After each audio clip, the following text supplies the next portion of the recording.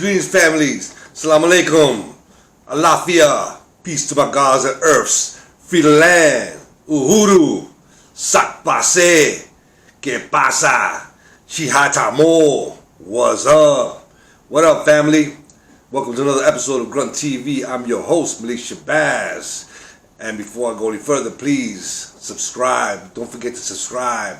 Hit the like button. Make your comments because we read all your comments. And please share to all those who are seeking information.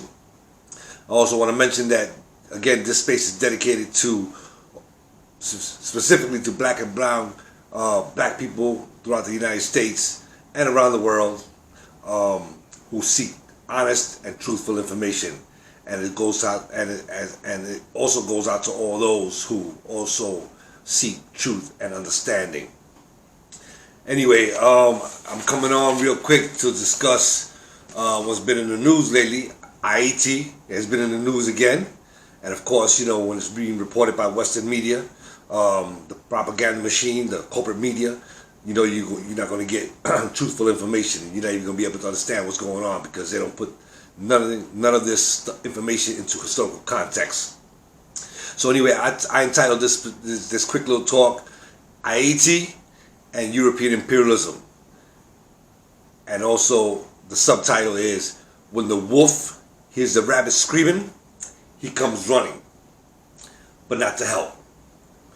So on that note, again, everybody's seen the ugly and vile, disturbing images at the Texas border with white cowboys on horseback, whipping and beating down on black people.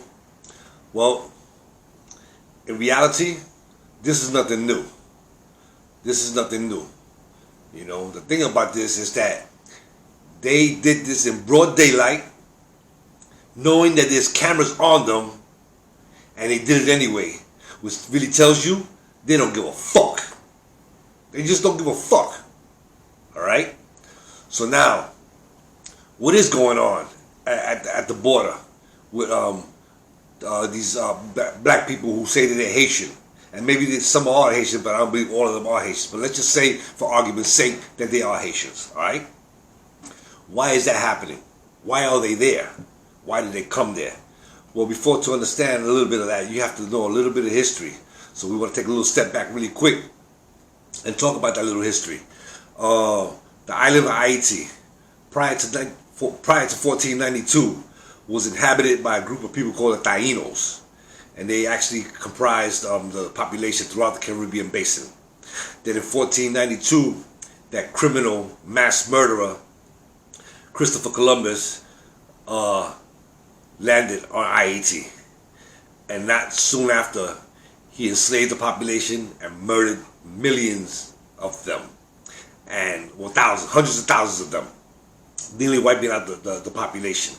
And then when they wanted to work the land and needed to build that land the way they wanted to build it, they went to Africa and kidnapped men, women, and children and brought them over to Ayiti to be enslaved by them. And so, but in 1804, the Africans that were enslaved revolted, and overthrew their French slave master, kicking their ass, and Ayiti becoming the first free republic in the Western Hemisphere, and also a republic that outlawed slavery. Okay, so now let's fast forward a little bit. So it's been said before, and I've always said this before, that Ayiti is suffering, the people in Ayiti are suffering because of what they did in 1804. And the Europeans want to ensure that that never happens again. So they're paying dearly for fighting for their freedom and got their freedom from the European slave masters. So not too long ago, prior to this whole border stuff, the president of Haiti, what is his name, Juvenal Moise, was assassinated. Now, I got my suspicions. I'm almost positive the CIA had their hands on this. Why they did it, I don't know. But that remains to be seen as the information comes forward and people start to unravel this information and put it into perspective. And so, but prior to that, let's just go back a little bit further back. Let's talk about the earthquake. Okay? I personally believe that American government is using a weapon called HARP, HARRP, HARP, which is based in Alaska. And this particular weapon causes earthquakes and weather modification. So I really can't prove that, but there's things that have went on and have been said and written that actually lead me to believe that. And one of them was Hugo Chavez, may he rest in power, went before the United Nations and talked about HARP and making earthquakes. And there's also scientists that have been investigating this particular weapon and say the same thing. So I think that because the U.S. wants the minerals and possibly the oil that's under the ground in Haiti, they're using this weapon to make life so unbearable in Haiti that it's forcing Africans, these African Asians, which really Africans, to leave Haiti. So,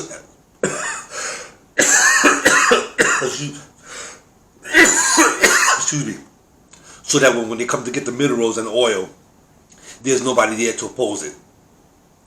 Makes sense, right? That's America's playbook. It's almost like Avatar. If anybody's seen Avatar, you know, when they wanted to get the minerals from under the tree of life, from the Navi people, you know, it's the same thing. Watch Avatar and you're looking at Haiti. Watch Avatar and you're looking at the invasion of Turtle Island by the Europeans, now known as America, but it's a correct appellation. It's Turtle Island. So that's my stance on that. And now, you know, and then right after that earthquake, these two devils, Bill Clinton and George Bush, came on TV in an ad or plea to ask people to donate money to Ayiti, to the people. But in reality, they weren't collecting money for the people.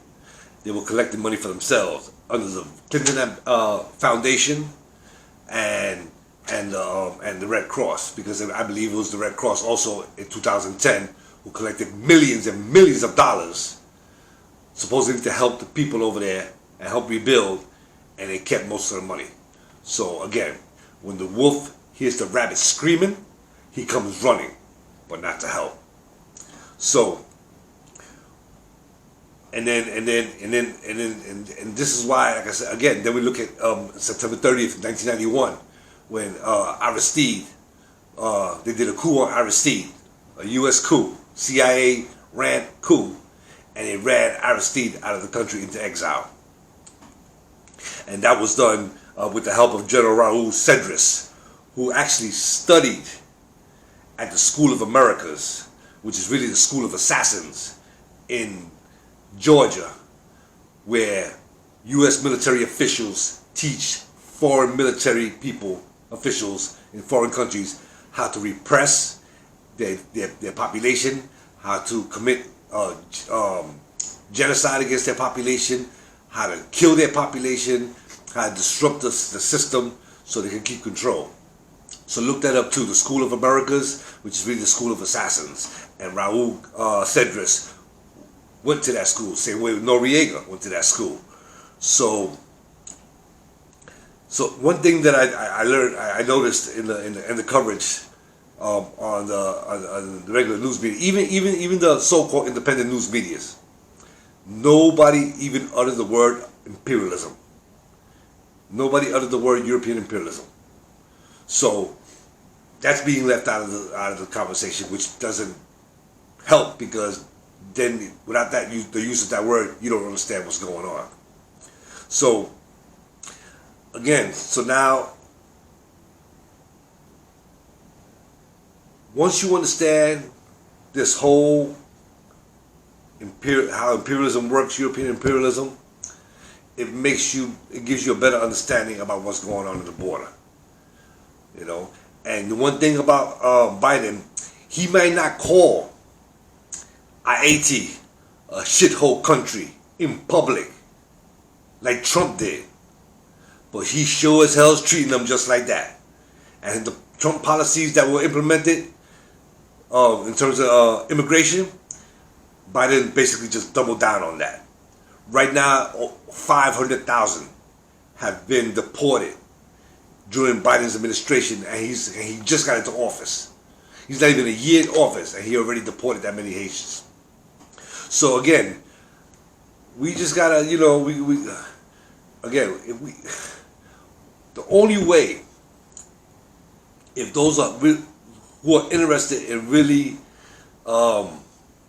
doing away with this, we have to do away with European imperialism, colonialism, and the settler colonialist government that we have here in the United States, or rather the United States of America. So we have to just keep our eyes, there's lots of books out there that you can read about on the history of Haiti. We got a brother, his name is Khaled Williams. He has had a lecture series for about a year, almost 2 years. He's been having a lecture series, bringing different lecturers down in South Florida to discuss Haiti and its problems. And also another person that we should look to is Baina Bello. You could check her out online, Baina Bello. She's an African woman from Ayiti who is powerful and gives you a clear picture about what the hell is going on in Haiti. Because, again, European imperialism, this is how it works. This is how it works. I'm just going to go through my notes really quick. So yes, so again, so Haiti will be free, because that's just the way things are. That's the way history is. And the reason I believe that Haiti will be free, because when the bird is alive, the bird eats the worms. When the bird dies, the worms eat the bird. Everything comes around. So again, we see these disturbing images of white boys on horseback, cowboys, whipping up on black people, trapping those black people on the border between Mexico and the U.S. and giving them hell, and giving them their hell. But again, for all those who voted for Biden, thinking that Biden was so much different than Trump, well, there you have it. There you have it. There you have it, Democrats. All you people who voted for Democrats. In fact, you got Kamala Harassment, which I call, that's her name for me, Sloppy Joe and Kamala Harassment. She got up I think it was in Nicaragua, and she gave a little talk, and she told the people, those who want to make that treacherous journey to America, she said, and I quote, don't come. Don't come here. But if you actually look at what she said prior to being the vice president of the United States, she was singing a different tune. She was singing a different tune. Again, the only difference between her and Biden and Trump is that Trump was crass and told the people the truth out in the open, as opposed to being behind closed doors. Okay? So you think that again? You think that Biden is much different? In fact, he's worse. And Glenn Ford, may he rest in peace, from the Black Agenda Report, he basically stated that Democrats are more dangerous than the Republicans, because when the Democrats do it, nobody seems to bat an eye. Nobody seems to bat an eye. Look at AOC. Look at all that shit she was talking when those children were being put in cages at the border, and she went over there and they took pictures of her, looking at the fence. Let them go. And now that a Democrat is in office, where's she? Where's she now? Where is she now? She's already catching hell for that vote that she cast at present on the Iron Dome of America giving Israel billions of dollars for military purposes, for so-called defense. Defense against who? Palestinians? They got rocks? Palestinians who throw rocks? You need tanks and bombs and drones and F-16s against people who throw rocks? Really? And if you believe that, and listen, I got an iceberg that I want to sell you. We gotta wake up. We gotta start doing the knowledge. You gotta get into the books, because if we leave it up to this corporate media, you ain't never gonna know what's going on. So again, Haiti is suffering, but Haiti will come around. The Haitian people, and I'm sure there's a lot of them over there, that have the same information. The time is not right. But there's going to come a time when 1804 is going to be duplicated. And they're going to kick out the U.S. imperialism out of the country. And they're going to become free. They're going to raise that flag and they're going to be sovereign once again. Because even though they fly their own flag and they have their own currency, Haiti's not sovereign. Haiti is not sovereign because whenever you have a foreign military that can come to your land, come and go as they please, you are not sovereign. Okay? Just imagine Chinese pulling up at Port Everglades with their battleships and their warships and coming onto U.S. territory. How do you think the U.S. will respond to that? In fact, they probably wouldn't even get that close. That's sovereignty. That is sovereignty. Okay? Same thing with China. You can't just pull up a battleship on their port and just get off and do what you want. That's sovereignty. But as far as Haiti's concerned, Haiti ain't got no sovereignty. They ain't got no sovereignty, And they made some tactical and political errors. In hindsight, we can analyze this. 100 years, 100 years later, over 20 years later, we can analyze this and we say, yeah, they made some political and military mistakes once they got their freedom in 1804. So now it's up to us to learn from those mistakes and don't trust. You cannot trust Europeans because they speak out both sides of their mouth. So again, I was watching also another the Real News Network, and the brother was interviewing a brother by the name of Dr. Ron Daniels, and he got some stuff right, but I don't think he was the right person to be interviewed for this particular situation, because he says, and I quote, I want to get his quote correctly. He goes, and then we get these images of things I have never seen before. I was never aware by any human beings of Haitians being run down and whipped. Okay. This dude is an elder. He's got to be in his mid-60s or early 70s. Or late 60s. And he's telling us that he's never seen this before? Where you been living at, brother? Under a rock? Under a rock? And he's never seen such a horrific scene. No? What about when John Bell was shot 50 times? Isn't that horrific? What about Tamir Rice, 12 years old, playing in the park, shot dead? Isn't that horrific? What about Sandra Bland? Didn't put a blinker on her while she was driving her car, and now she's dead. Isn't that horrific? What about Amadou Diallo? Going inside his house after coming home from work. Shot multiple, 42 times, I believe it was. Isn't that horrific? What about when Eric Gardner was choked to death on a city street by police? Isn't that horrific? What about Villar Castillo, who was armed and legally armed and was murdered, shot to death in his car with his baby and his girl in the car? That's not horrific? If that's not horrific, then what's horrific? What's horrific? So no, I don't know. No.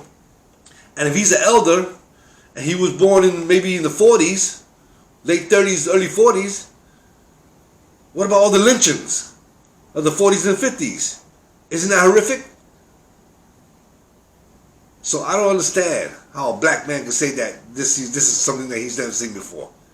And again, he didn't even use the word imperialism. So I just don't get it. But anyway, and he said also, he also said, and I quote, he was not aware, he goes, I was not aware of such a policy that legally allowed border agents to behave so cruel and inhumane. What you talking about, man? This is American policy, man. This is the policy, this is SOP, Standard Operational Procedure, under the system of racism and white supremacy. And it's been this way since America, since its founding. Since its founding. This is what America, and then when people get up there on TV, these fake ass politicians, this is not who we are. This is exactly who the fuck you is. This is exactly who the fuck you is. Okay? The other day I was watching an interview talking about this border stuff with Amy Goodman interviewing Ro Khanna, a Democrat from California. Saying that he don't understand America respects human rights as a country of laws. With a straight face. This motherfucker said that shit with a straight face. And Amy Goodman, she knows better than that shit, and she didn't even push back on that. This is what I'm talking about. This is exactly what the fuck I'm talking about. Okay? So again, when we take on this issue, do away with the labels of of Haitians. They were Africans. Because whether you're an African in Haiti, or if you're an African in Santo Domingo, if you're an African in Cuba, if you're an African in Jamaica, if you're an African in Puerto Rico, if you're an African in Barbados, if you're an African in Trinidad, if you're an African in America, if you're an African in England, it's just a boat stop. So you're not English, you're not a Puerto Rican, you're not a Jamaican, a Barbadian, no. The only difference between Dominicans, Puerto Ricans, Cubans, Bahamians, Jamaicans, it's a boat stop. That's it, a boat stop. They dropped your ass off in the Bahamas, and now all of a sudden you say you're a Bahamian. They dropped some of us off in Cuba. Now you call yourself a Cuban. They dropped some of us off in Puerto Rico, Borinquen. You're an African. Now you became Puerto Rican, but you're still an African. And if we just deal with it on that level, just say it's just Africans getting their asses kicked. If you're in Brazil, you're not Brazilian, you're an African. Okay? Just because you were born in a particular country doesn't take away from who you really are. Okay? And I always use this story. I tell, I was having a discussion with one of my Boricua brothers. And I said, if you and your wife got married right now, and you're married already, and then you had a job that they offered you a job, a transfer, and you had to work in Germany. And at the time when you moved to Germany to start that job in that new place, and your wife was pregnant, and she gave birth to your daughter in Germany. Is your daughter German or Puerto Rican?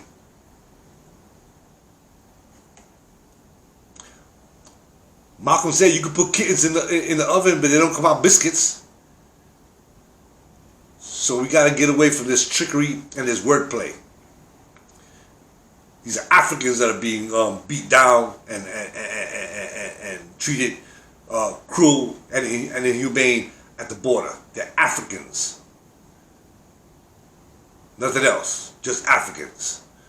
And if we could come together on that basis, that no matter where you are in the world, whether you're in Venezuela, in Brazil, in Chile, in Nicaragua, in Honduras, in Panama, you know, in Costa Rica, in America, in the Barbados, in Jamaica, all Africans.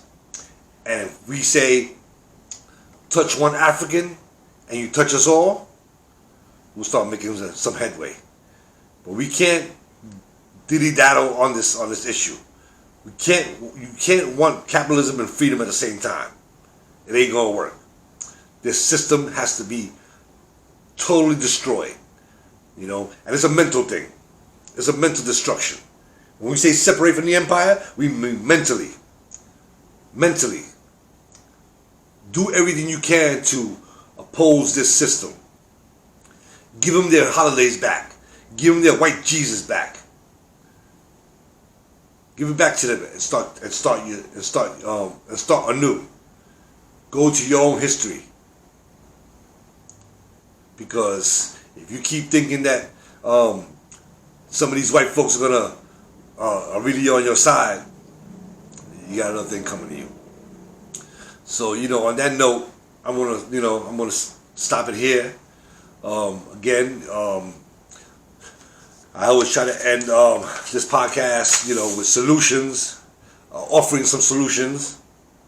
You know, one of them is, again, stop seeing Haitians and Jamaicans and Bohemians and Cubans and Panamanians and Venezuelans as those. Just recognize them as African people who were brought here to the Western Hemisphere and enslaved for damn near 500 years. Okay? So, we stand with Haiti. Ayiti, the Black Pearl of the Caribbean. We will do whatever it takes to support you. And one of the steps that we're taking, for those who are listening, we have Ras Abedi, who has offered up his space at the Haile Selassie Learning and Community Center as a drop-off point for those who want to drop off supplies to be shipped off to Haiti. And his address is 6301 Northwest 6th Avenue, Miami, right behind McDonald's, on the corner right at the exit of the I-95. And there's a McDonald's right there, right behind McDonald's, 6301 Northwest 6th Avenue, the Haile Selassie Learning and Community Center. Okay, they're offering up their space for you to drop off supplies, clothes, canned goods,